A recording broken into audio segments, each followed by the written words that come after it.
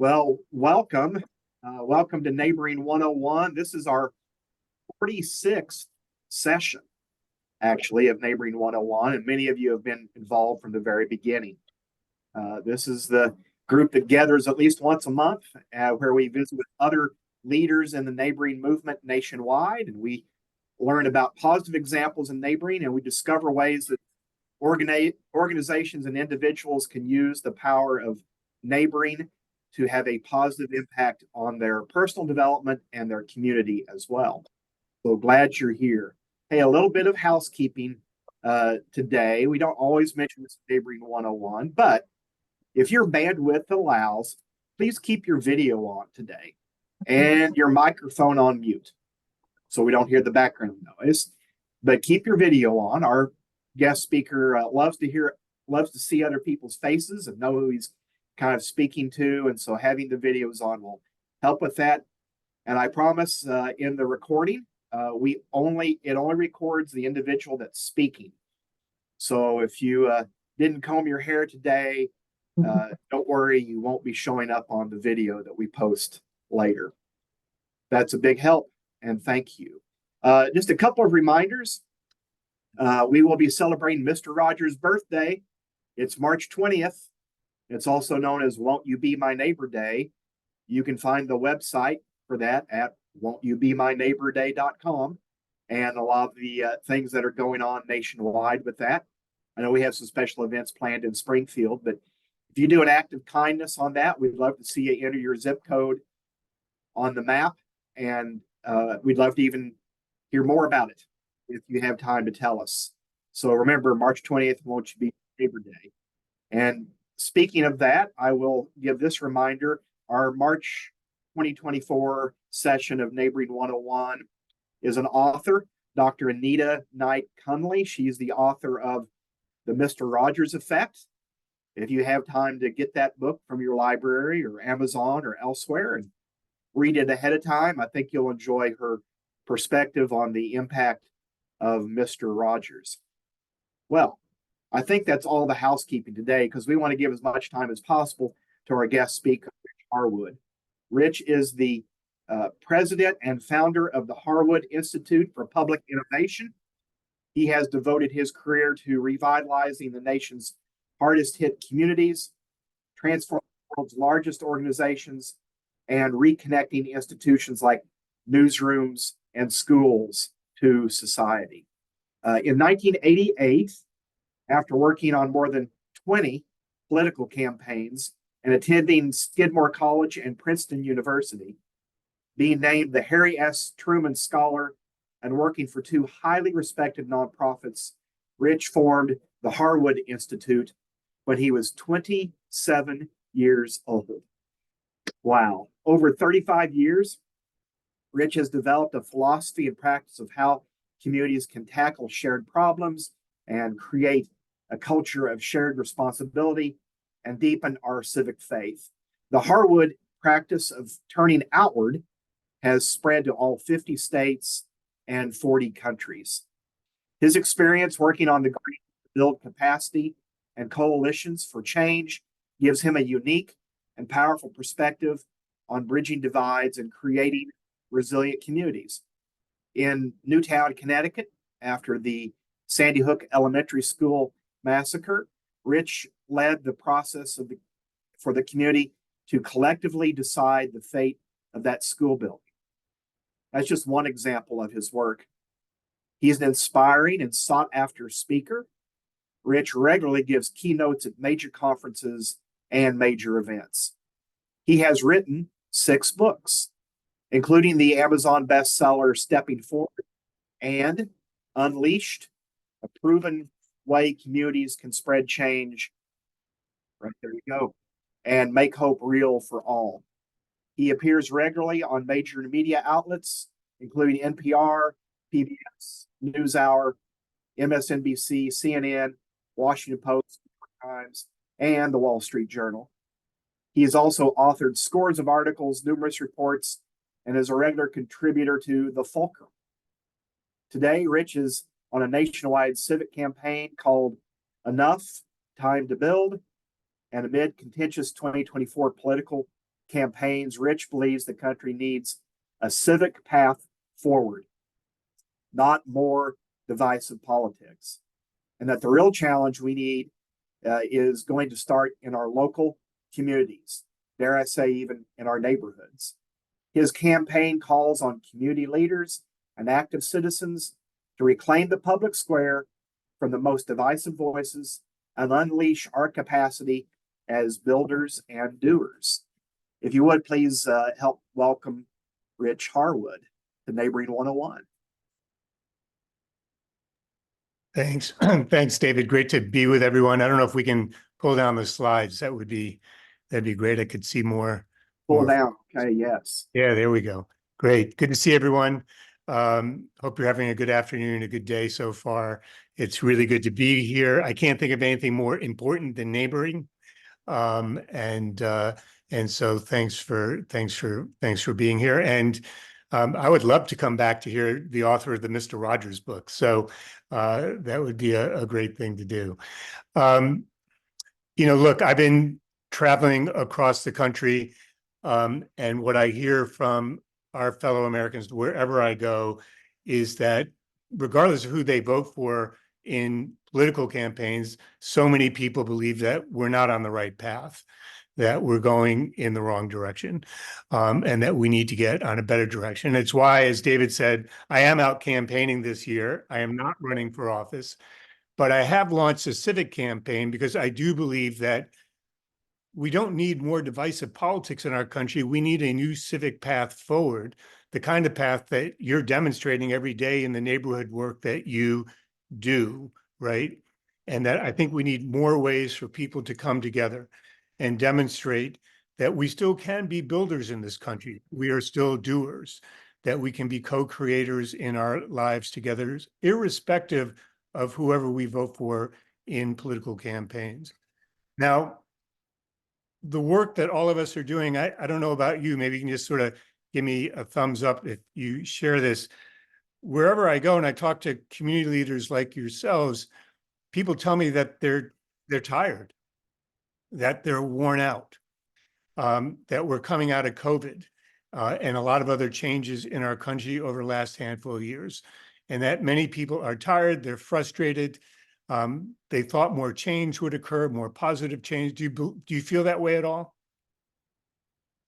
And it's increasingly hard to get things done. I don't know if you're facing this in your neighborhood work and in your communities, but it's increasingly difficult to get things done. And I think so many of us believe that when COVID eased, obviously it's not over, but when it eased, that things would ease up. And yet, as we lift up our heads, we realize that actually the work is just beginning, right?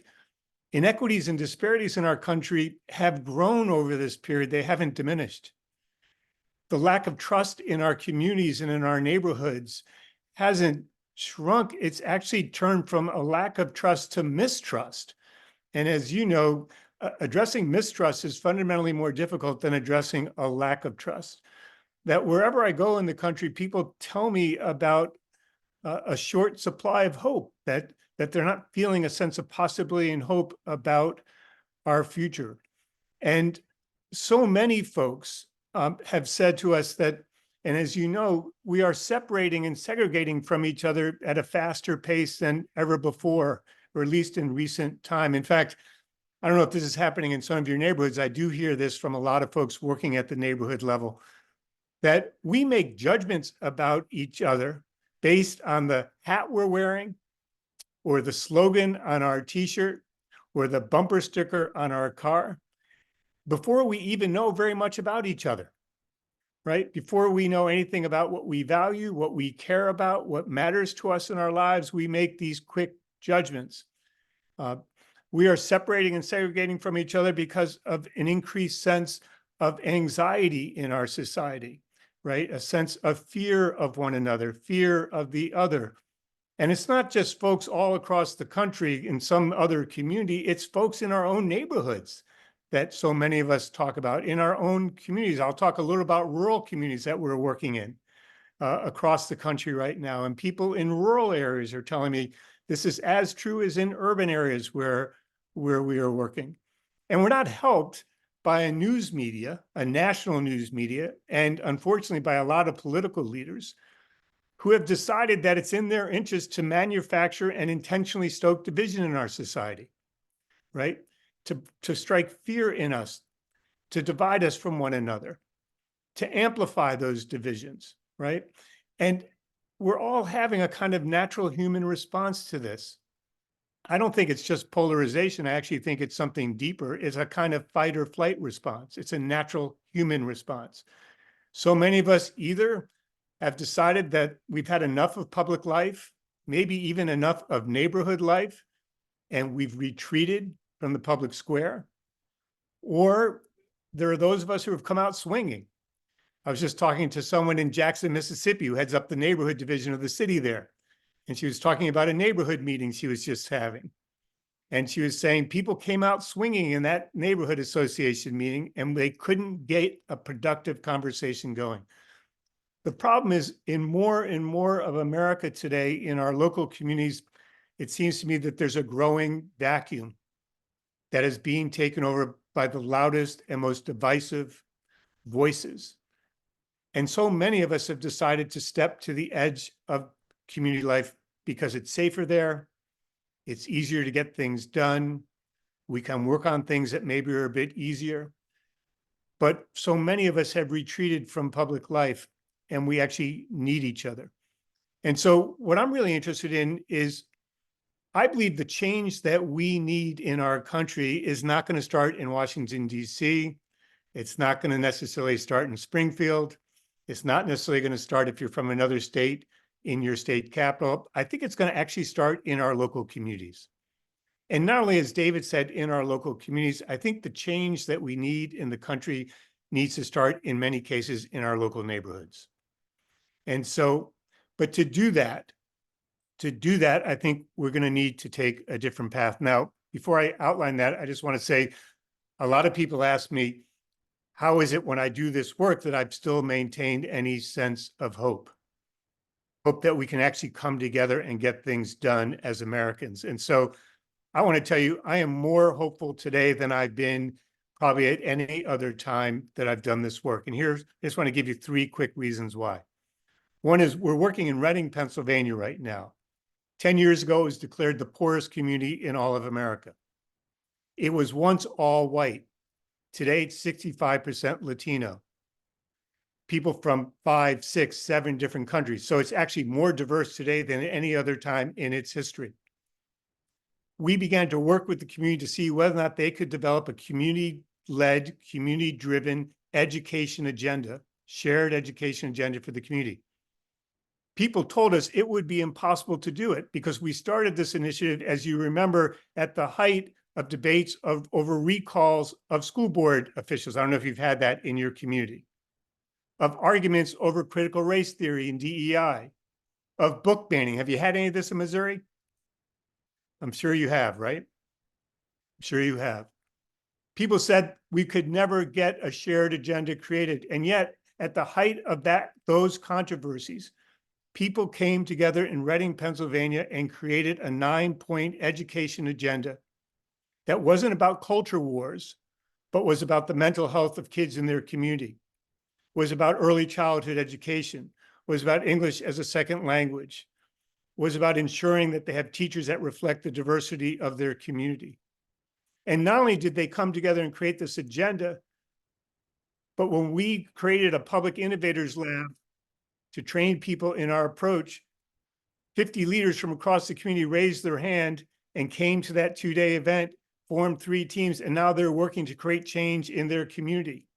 And not only are they creating change around English as a second language and early childhood education and after school and out of school activities, their work is spreading faster in the community than we can incorporate people into this work. And I was just there a week ago and I asked people, so what are you creating today? And they said, first, well, obviously we're creating change around these issues that matter to people in our community, but they said fundamentally what we're creating is a new community. We're creating trust. We're creating a new sense of pride. We're creating new relationships. We're creating a new way forward. And that's what I think we need to create in so many of our communities across the country, and it is possible. I have hope because in rural Ohio, one of the most rural communities in all of Ohio where we're working, also one of the whitest communities in all of Ohio, also one of the most conservative counties in all of Ohio, the home of Jim Jordan, head of the Freedom Caucus. People have come together there and said, thank God we're no longer arguing over culture wars. We're actually working on senior care across our county. We're actually coming together to work on youth issues. And we're actually coming together to work on mental health issues. I have hope because on this campaign that I'm running, we've been invited, we're all coming up to Super Tuesday, right? Where the primaries are going to be over. And where most Americans are going to say if the polls are correct, I don't like either choice that I have, and I don't like the third parties either. Right? We are dividing up into all these different camps. And yet, why is it that this campaign that we're running has been invited to places as diverse ideologically as Jim Jordan's congressional district in Ohio, to Matt Gaetz's congressional district in Pensacola, to Fresno, California, to Jackson, Mississippi, to Flint, Michigan, all across the ideological divides? What people are saying is they want a new civic message that tells us that there's a path forward that begins in our local communities and in our local neighborhoods, and that we need to come together to blaze that path forward in order to put our country back on a better footing. So I want to talk about 4 steps that I think are really critical. In some of your early comments before we got going, you're already taking some of these steps. So in some cases, this may just be an affirmation of good things that you're already doing. In other cases, this may give you some new insights into how to get moving faster or how to accelerate and deepen the good work that you're already doing. And let me be really clear. I believe that there's really good work happening in communities all across our country. We need to build on it. We need to build on it. And so here are 4 ideas for you that I think, not even that I believe, but that over 35 or 45 years of doing this work, I've learned from folks in communities are really critical to moving our communities forward. You still with me here? All right. So here's the first one.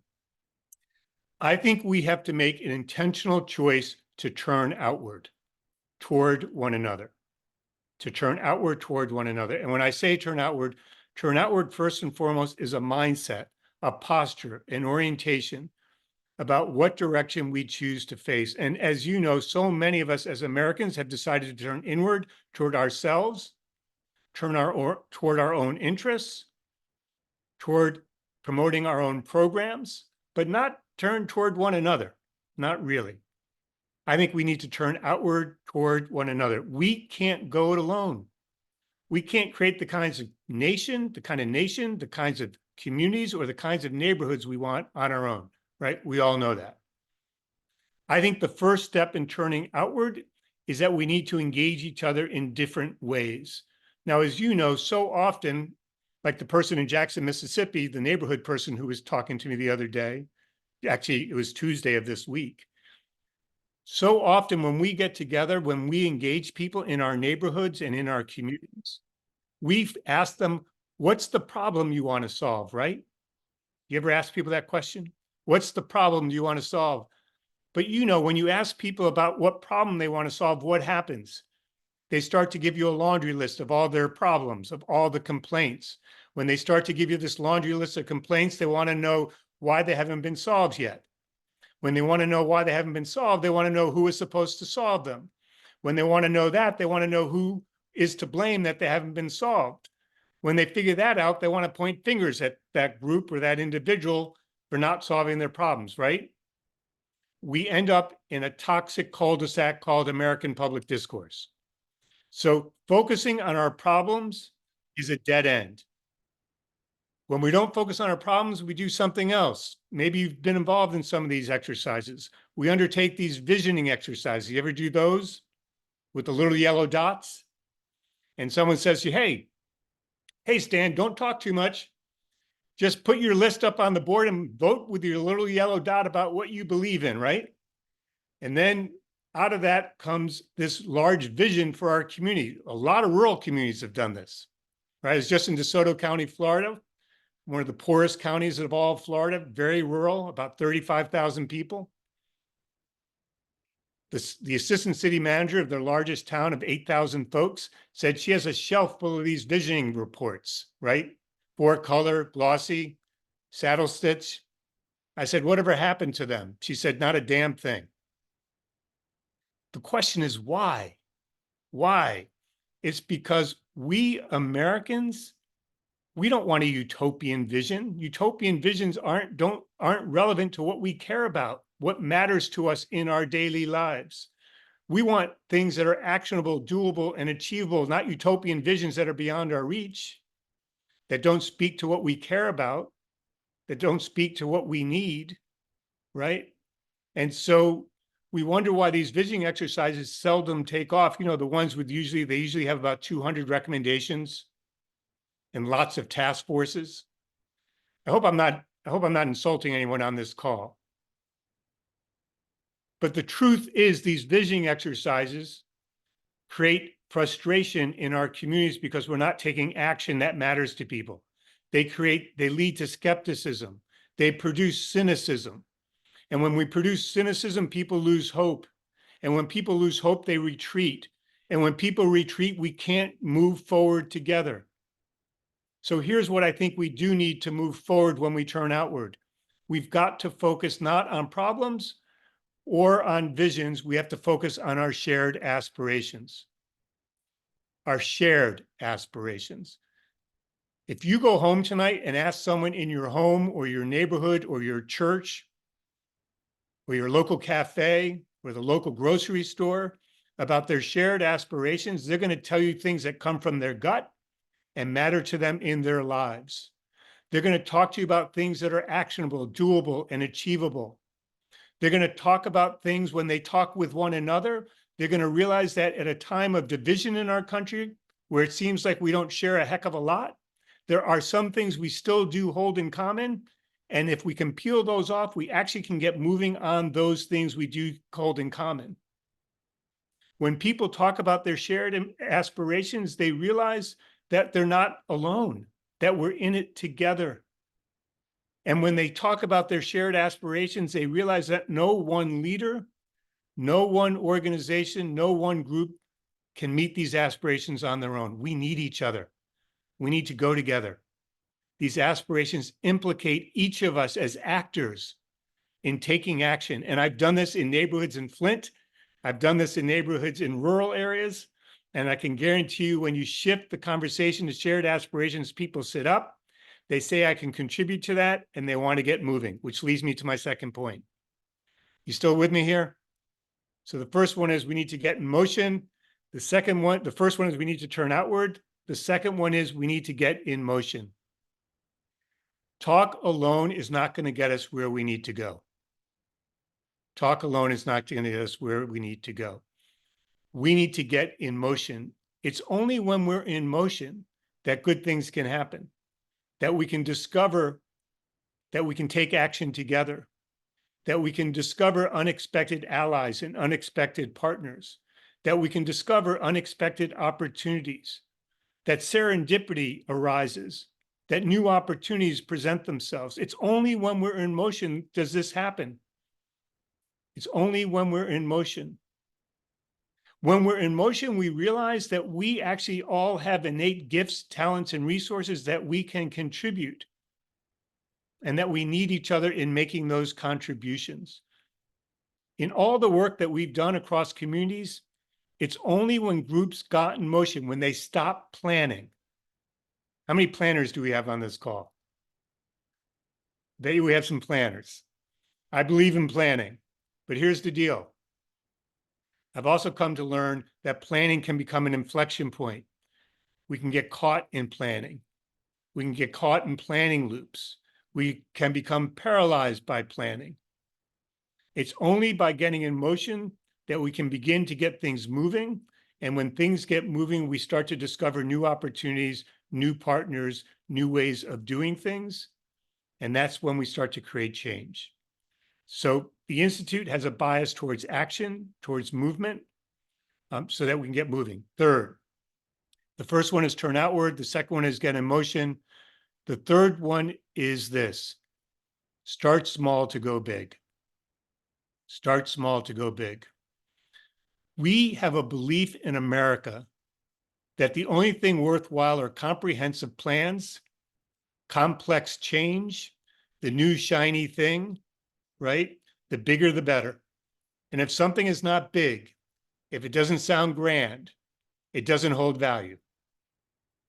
But think about what happens to all those comprehensive plans in our communities. What do they produce actually? How far do they get? I've started thinking about this as they tend to lose momentum over time, right? We decided to undertake a 30-year impact study at the Institute, looking back over 30 years of our work. And we picked out 9 different communities in different parts of the country, some big, some small, some urban, some rural. And in every instance, this is what we've learned. Each of these communities created enormous change. The change efforts in each community always started with a small action. And that small action catalyzed a chain reaction of actions that took root, that grew and spread over time like a positive contagion. And so what we found in our work is not that we should be thinking about these comprehensive plans most of the time, but that we should be thinking about how can we catalyze a chain reaction? How can we be catalysts for a chain reaction? And then how can we help that chain reaction grow over time? That's what they're doing in Reading, Pennsylvania, on English as a second language and after school and out of school activities. They're growing these chain reactions in ways they never could have imagined before. The challenge here is, will we give ourselves, will you give yourself permission to start small? Will you give yourself permission to start small? And then will you hold yourself accountable for being intentional for growing the chain reaction over time and spreading it and helping it to spread throughout your neighborhood and throughout your community? And we can talk more about ways to do that. The last point is this. I think we need to focus, particularly in this day and age, on creating a new trajectory of hope in our country. And I think it needs to begin in our local communities. The belief is that a lot of times we need to solve all our challenges all at once. And the belief from a lot of community leaders, at least the ones I talk to across the country, and I don't know if you share this, is that we often believe that we need to be all things to all people. Do you ever feel that way? You need to be all things to all people. But here's the thing. Here's the thing.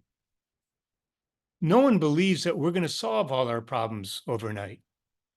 They took too long to develop. And no one believes that any one leader or organization can be all things to all people. As much as we'd like our politicians to be that sometimes, that's more out of frustration than anything. But in local communities, everyone knows that it's going to take time for us to get moving.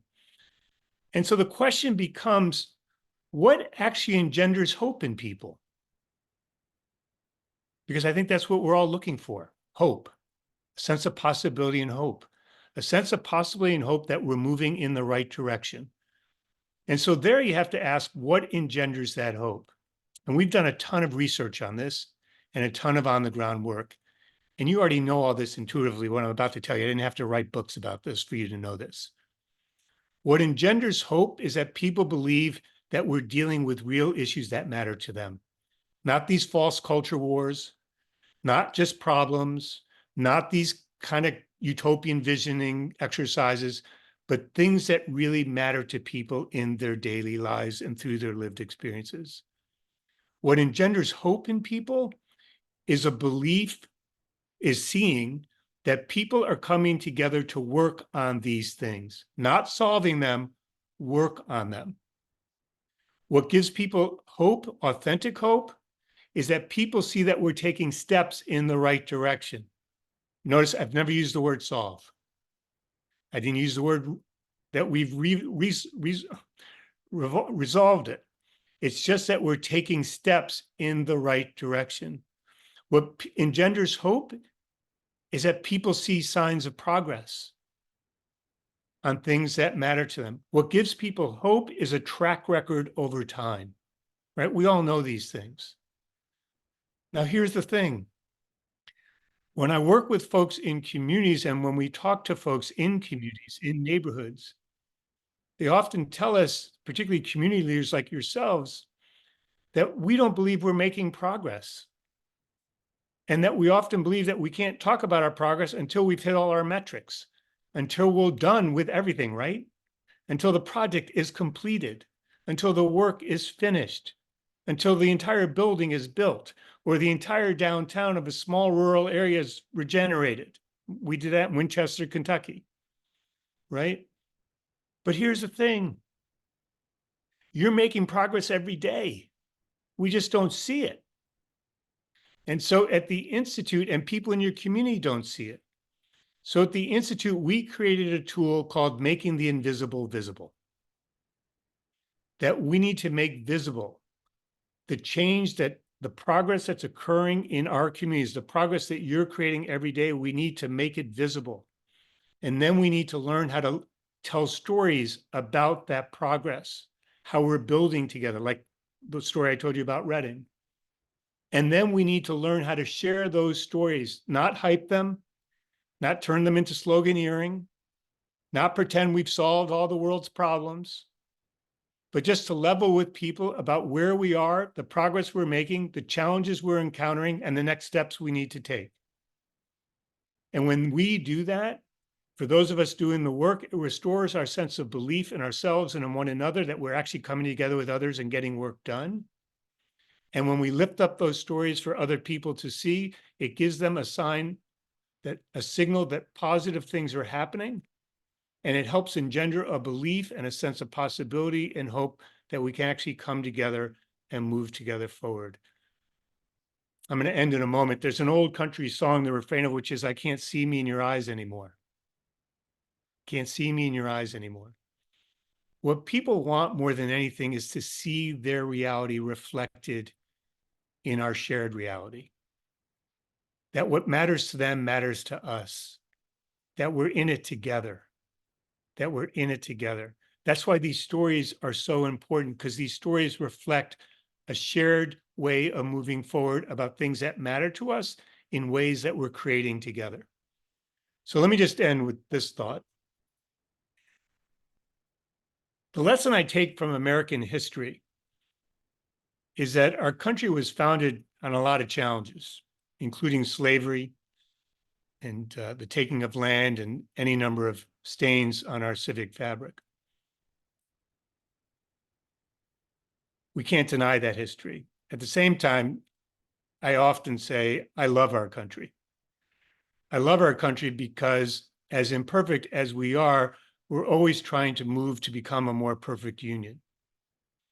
All along the way in our history, we have fought to right wrongs, always sometimes too late, but we have still fought to fight wrongs. We abolished slavery.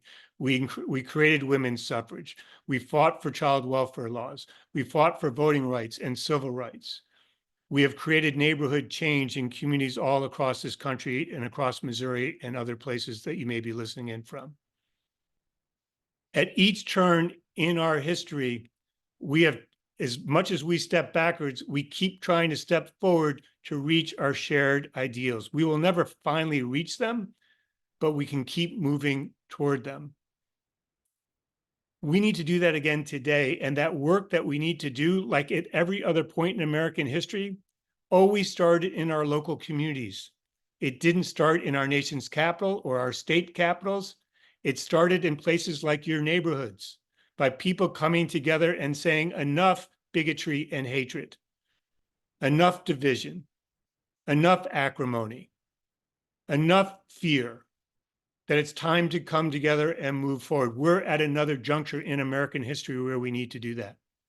It's going to start in our local communities and in your local neighborhoods. We are meant to go together. As human beings, we are meant to go together. We go together with partners and spouses. We go together in our families. We go together in our churches and synagogues and mosques. We go together in our organizations. The challenge for us today is, will we go together in our communities? Will we move forward together in our communities? That's our task. That's my challenge to you.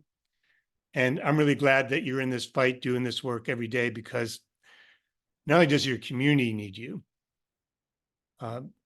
in all seriousness, this country needs you. The country needs more examples of communities coming together where we can restore our belief that we can actually get things done together and reach more for our shared ideals. So thanks so much for listening. I took a little longer than I wanted. But I'd love to hear your questions, your reactions, your thoughts, your disagreements, and see what kind of conversation we can get into. Rich, that is the best 30 minutes I've spent in a long time. Thank you. You're not going to hear any complaints from me about length at all. And I know others on this call, there's at least 25 that have your book and have read it to some degree. And please, if you have a question, you can put that in text if you'd like to, and I'll read it for you for the record, or you can unmute and ask your question, raise your hand, we'll call on you.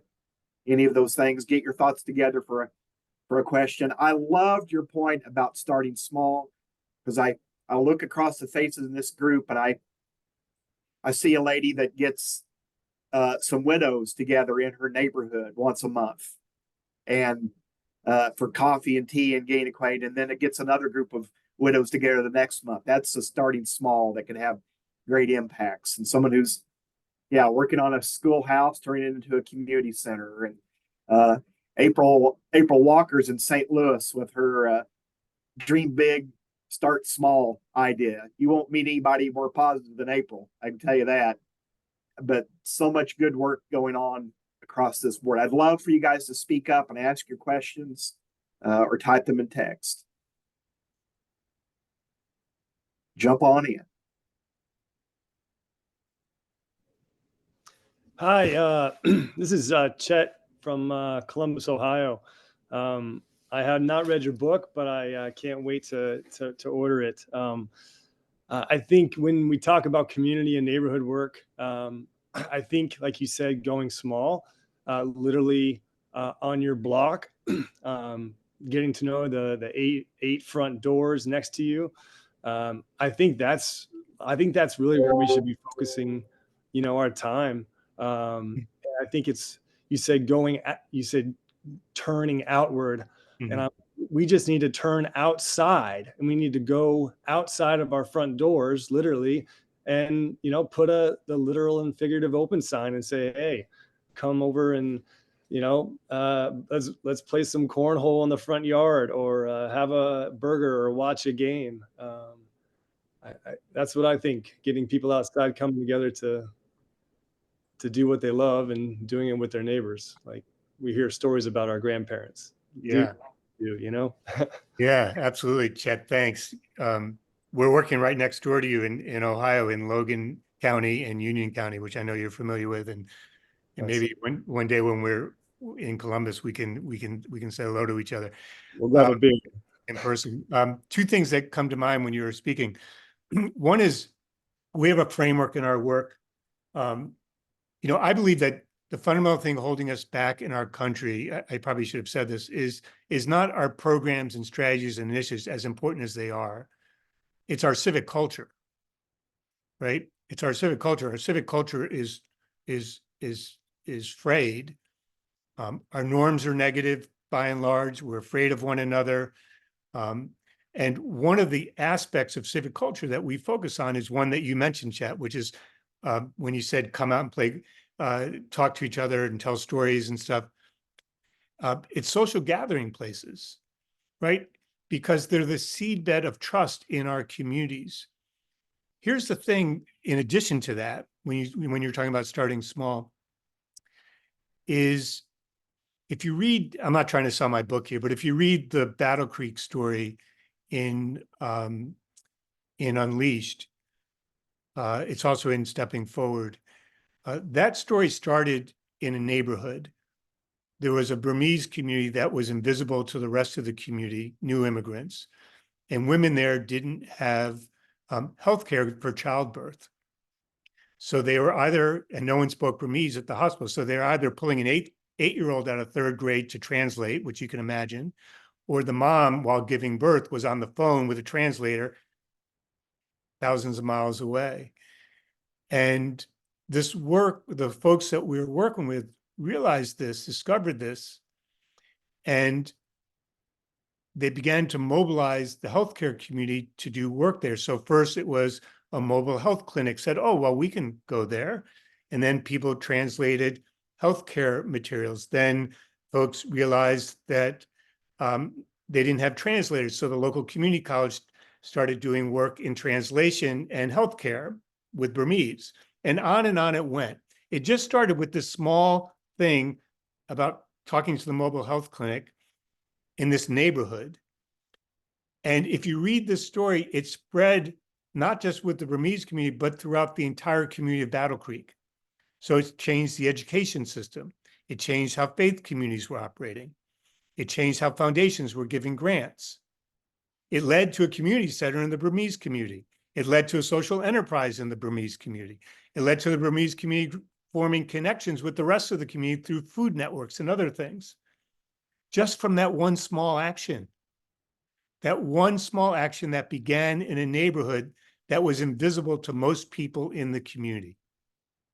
So I can't emphasize enough that the spaces that Chet's talking about are so critical because of the seed beds for trust and for new ideas.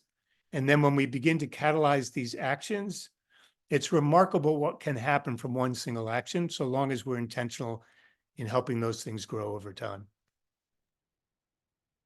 Let me share a question from chat. This is from Michelle. She says, as you do this work, what are the most common shared aspirations that you hear? The most common ones, particularly today, right? So I'll just tell you the most common ones in the last couple of few years. Youth, no matter where I go, no matter how wealthy the community, how good their public schools are, how poor the community is, how rural, how urban, it doesn't matter. Demographics and the size and shape of the community do not matter. Youth. And what people are concerned about is that our youth increasingly feel abandoned, that our youth are facing significant challenges that many of us on this call didn't face as youth, and that our schools and civic organizations and churches and families and neighborhoods are not addressing the challenges that a lot of our youth face, or if we are, it's on too small a scale. Or if we are, I'm working with a Boys and Girls Club in a particular community, I won't tell you which one, and mentoring was an issue for youth. Kids told us they wanted more mentors. So the Boys and Girls Club said, well, we have a mentoring program, we're going to scale it. Except what the kids wanted were group activities that were supervised by an adult, where kids could get to know each other, do homework together, and play together. Boys and Girls Club model is one-to-one mentoring. It only happens once a week, once a month, if lucky. These kids wanted it every day. What they were basically saying is to Chet, I want a space outside my door that I can go to be with other kids that's supervised by an adult, where I can build relationships and trust, right? So it has that one thing has a lot of implications. So youth, mental health across the board. Mental health across the board. Safety across the board, defined not as crime, but as feeling secure. So safety could be walking alone at night.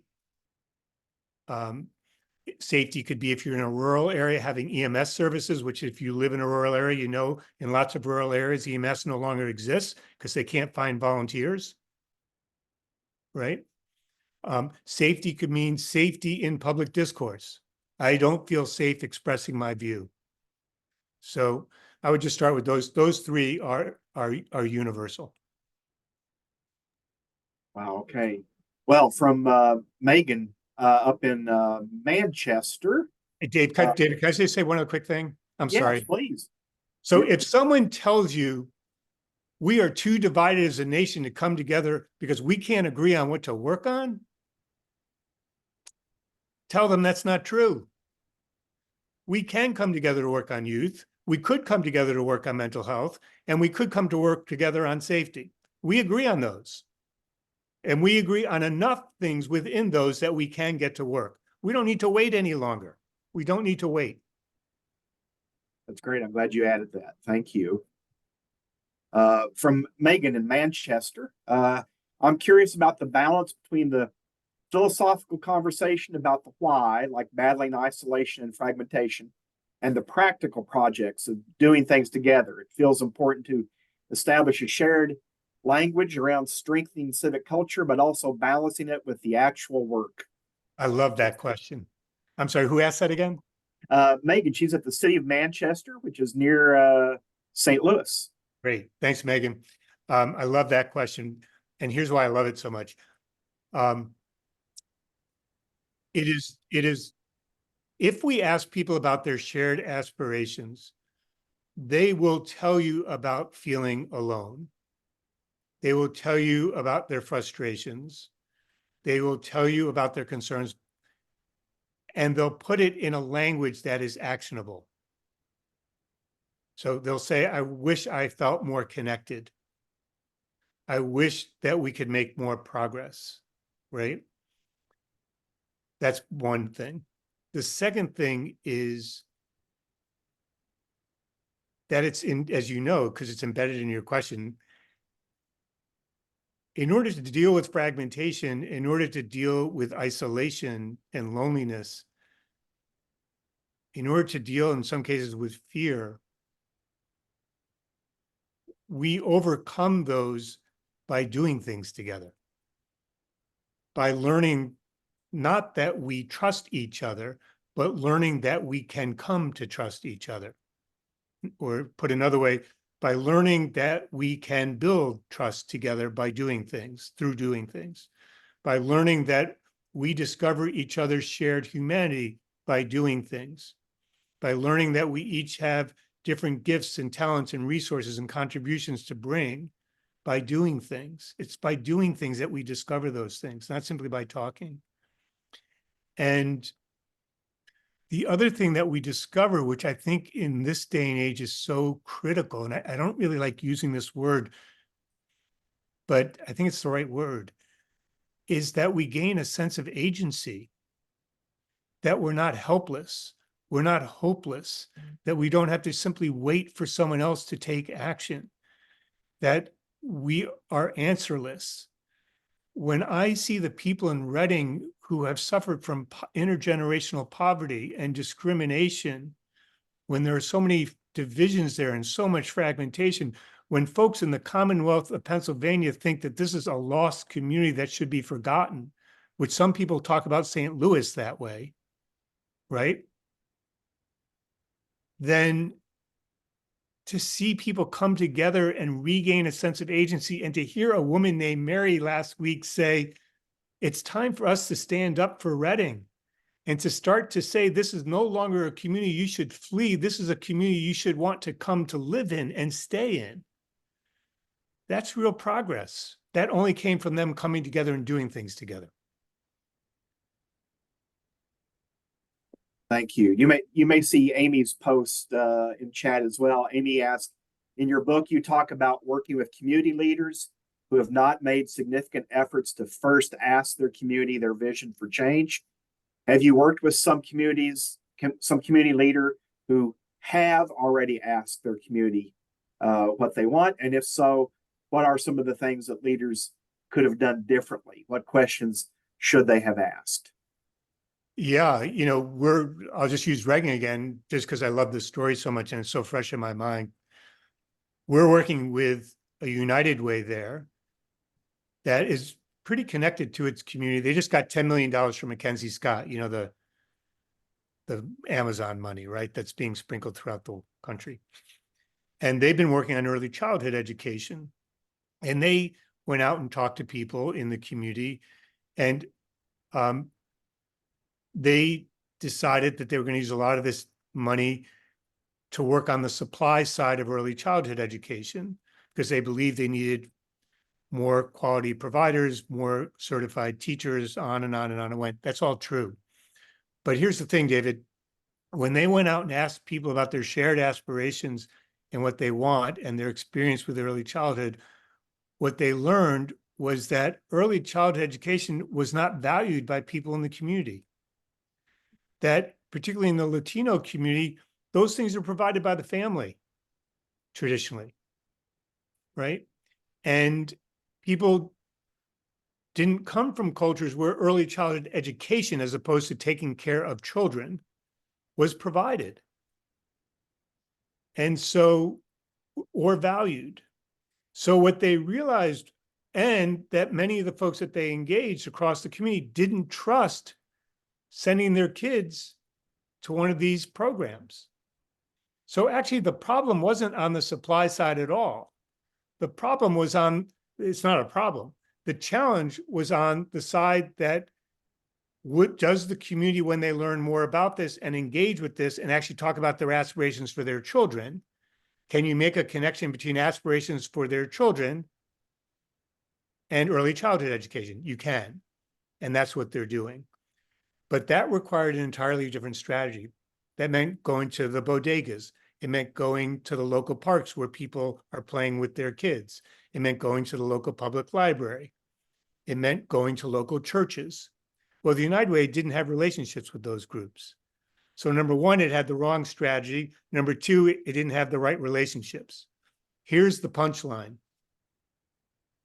This leader, the head of the United Way, a woman named Tammy White, one of the best leaders I've worked with ever across the country. She had the courage and she had the humility to listen and to understand they had the wrong strategy. And she had the courage in public to say, we're doing a U-turn on our strategy and totally changing how we're going about working with the community on this issue. That takes a lot of guts. It takes a lot of guts, and they're doing it, and they're succeeding at it. And I think that's a great story. That is a great story. Jennifer you mentioned a tool for measuring change and progress. Can you talk a little more about that tool? Yeah, so this particular tool is called Making the Invisible Visible. I think it's on our website. It is on our website, so you can download it for free. Just go and use it. I really urge you to use it, so long as you send us your story, because we'd love to hear your story. The tool has 8 questions. I'll just say this really quickly. I'm really interested in civic rituals, because I believe we don't have enough rituals where we actually come together and do things together. And one of those rituals is how we learn together, what we would call civic learning, and how we tell shared stories together. Now, we have a lot of storytelling in the world, but we wanted to do a particular kind of storytelling that was helping people discover what it was that they were creating together, rooted in people's shared aspirations, that was not only addressing what matters to people, but was building the civic culture of their community. And that also revealed what challenges they had encountered and how they're going to try to move forward. So this tool does that. And I think it was someone asked about the why. How much time do you spend on the why? The beauty of this tool is it not only helps you make visible the progress that you're making and think about how you can even measure that. What people tell us is when they use the tool, by definition, it connects them back to their why. Why am I doing this work? Why are we doing this work together? Why do we need to keep moving forward together? Why do we need each other? Right? It connects people back to that. And that's so powerful. Because as you know, it's the why that propels us forward. Right? But it often gets lost along the way. And so this is a way to both reveal the progress you're making and to reclaim your why at the same time. And it's just 8 questions, so there's no magic here. If you get it, and you look at it and you're like, what was that guy talking about? It's just use it. Just use it. There's directions in it. It's annotated, but it's really simple because all our work is rooted in simplicity. So not being simplistic, but simplicity. So I love that. I love that. Well, I know our time is winding down. You've been so gracious to share with us today and be here. If I could have the liberty of just asking one last question. I don't know that I've run across anybody that I was brave enough to ask this question because I try to always be positive, but I think you have a response to this. I read once about something called the spiral of trust. And this guy was saying that documenting how this happens in civic life, when we start mistrusting, it becomes sort of a downward spiral. And if I remember correctly, his statement was that there's no example of a culture or a country coming out of that once they've entered into a spiral of mistrust. I think you're probably going to disagree with that and give us a positive perspective. oh gosh. In the 1860s, before the Emancipation Proclamation, this country was at each other's throats. Mm-hmm. If that's not a spiral of, what do you call it? A spiral of mistrust? Yes. That's not a spiral of mistrust. That's a spiral of chaos. Mm-hmm. And we somehow, people of good faith, I don't mean religious faith, I just mean people of good faith, many of whom didn't necessarily agree with each other, but found a way to come together and rebuild our trust and a path forward, did it. When we faced, if you just fast forward to the 1960s and faced a spiral of mistrust, when the country was coming apart during the Vietnam War, before around civil rights, around the assassination of various leaders, around incredible mistrust of institutions, we found a way to come together and move forward. In Flint, Michigan, where I just was, where we worked in the 90s and then throughout the early 2000s, when we started to work there, they had lost really abruptly 30,000 auto jobs. They had the highest homicide rate in the country. They had one of the highest poverty rates in the country. They had more abandoned homes than I can ever imagine. There was a spiral of mistrust in that community. We were there at the height of it. When I was just there, David, I met with, 15 racial healers who have been working, they're racial healing practitioners through truth and reconciliation efforts, people from all different walks of life. And the stories that they told me, not that I told them, but that they told me about how they're restoring trust in the community, how that community had changed dramatically since the time I had been there, is an antidote to what that writer was writing about. Or the last thing I'll say is, when I went to Newtown, Connecticut, after the massacre of 20 first graders and 6 adults, and that community was in a spiral of mistrust, and people said that there would be no way to pull that community together, that we ought not to talk about how that community could move forward, that we ought not to figure out what to do with the school building, that we ought not to have public meetings where CNN and the New York Times and the Wall Street Journal and CBS News covered every step that we took in public. Somehow or another, at a time when that task force that I was leading got deadlocked and couldn't make any progress, and people said there's a spiral of mistrust that's getting deeper here, somehow people stepped forward and found a way to break the deadlock and to come together and not simply 51-49 decide what to do, or 75, but to reach a unanimous decision, not because they all agreed, but because they believed they needed to be in agreement to help their community move forward in a shared way, to give of themselves, to compromise, to realize that you're not going to get everything that you want. They reversed the spiral of mistrust in the face of an inexplicable, horrific thing that happened to them. So, no, I don't buy the argument. I don't buy the argument. We can do it. And it's people like yourselves, you know, folks every day in neighborhoods and in communities who are bringing people together on their front lawns like Chet was talking about, who are building trust, who are doing good things, who are building that center that someone was talking about when we first got on the call, who's bringing those widows together. That's how we're going to do it. It's not enough. We got to do more. We still need policy change on some things, but we got to get started somewhere, and it's going to be in your local neighborhoods where it's going to get started. Well, I knew you would have a different opinion on that question. That's what I was, I thought I could anticipate hearing from you. I appreciate your message of hope today, really, and encouragement and ideas on a pathway forward. It's refreshing. It's great to hear, and really appreciate all that have joined us today. I believe there's going to be a survey or a link in your chat.